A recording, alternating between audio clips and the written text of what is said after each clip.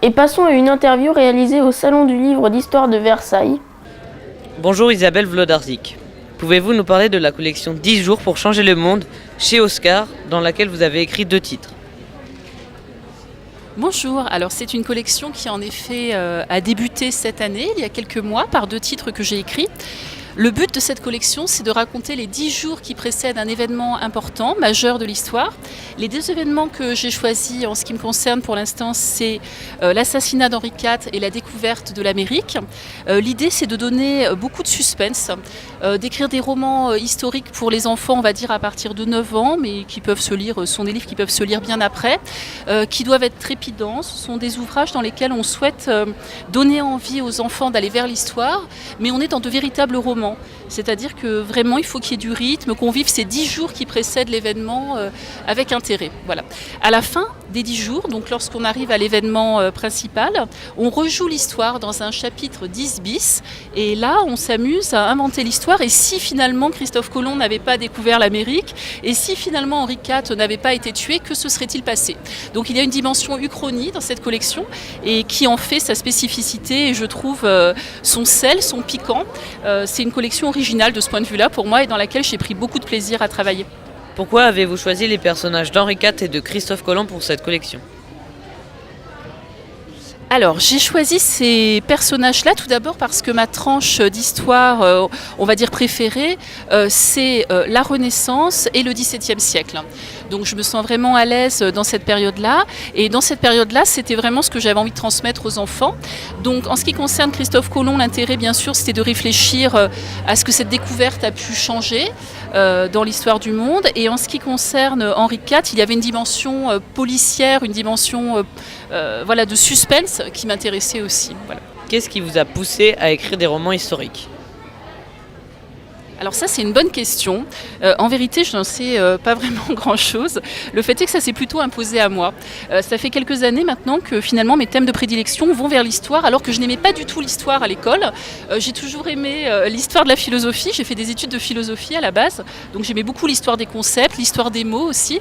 Mais l'histoire, la grande histoire à l'école, ça me barbait vraiment.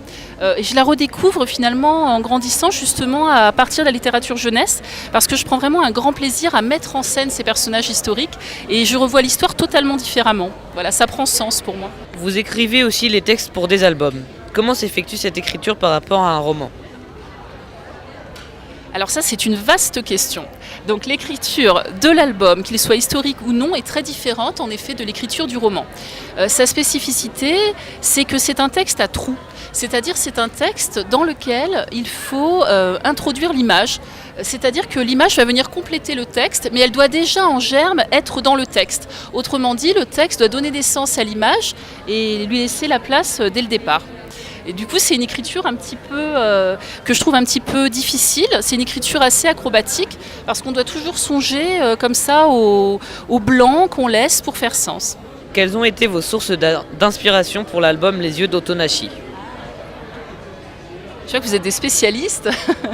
Donc, Les Yeux d'Otonashi, c'est un texte qui m'a été inspiré après avoir travaillé un peu sur la calligraphie japonaise. J'avais lu différents récits de calligraphes, enfin différents récits, non pas de calligraphes, mais différents récits de vie de calligraphes. Donc, c'est leur vie c'est la vie de certains calligraphes à l'époque médiévale japonaise qui m'a inspiré ce texte.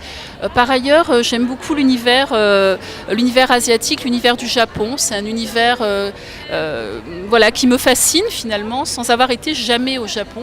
Et cette histoire-là, c'est aussi une parabole, c'est aussi un conte. Donc elle m'a aussi été inspirée par la vie, puisqu'elle m'a été inspirée par mon meilleur ami qui est mort brutalement et qui était amoureux du Japon et qui m'a transmis un petit peu de cette sagesse. Comment s'est déroulée votre collaboration avec Sacha Poliakova? Alors, je n'ai jamais rencontré Sacha Poliakova. Il faut savoir que quand on écrit un album, la plupart du temps, on ne connaît pas les illustrateurs directement. Sauf par les hasards de la vie, parce qu'on s'est croisés sur un salon ou qu'on se connaissait avant. Donc Sacha Poliakova, je ne l'ai jamais rencontrée. La collaboration s'est donc effectuée à distance par le biais de l'éditeur qui l'a guidée, qui l'a dirigée. Concrètement, l'éditeur m'a envoyé d'abord ce qu'on appelle les crayonnés, c'est-à-dire les premières esquisses qui ne sont pas encore mises en couleur. J'ai donné mon sentiment, j'ai pu débattre avec cet éditeur qui prend la peine justement d'avoir le ressenti de l'auteur. Et à partir de ça, lorsque les esquisses ont été ce qu'on appelle validées, finalement, on appelle ça comme ça dans le jargon, eh bien, elle est passée aux dessins finaux. Mais je ne l'ai pas rencontré, j'ai juste finalement discuté de la manière dont l'album allait s'élaborer, mais avec l'éditeur qui a transmis mes remarques. Pouvez-vous nous parler de vos futures publications et notamment de l'Arbre de Guernica qui sortira en février 2017 ?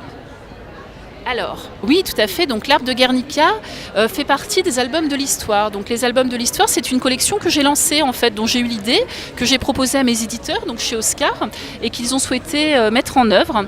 Les deux premiers opus, donc le premier a été consacré à la guerre 14-18, le second à la ségrégation, et en effet, le troisième va être consacré à la guerre d'Espagne.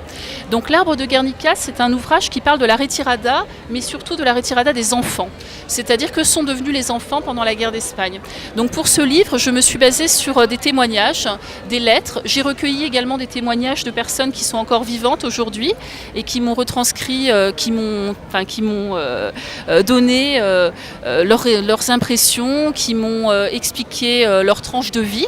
J'ai recueilli tout cela et j'en ai fait cette histoire donc, qui se passe à Guernica, qui a pour but de montrer aux enfants la violence de la guerre d'Espagne, mais du point de vue des enfants, ce que les enfants ont vécu.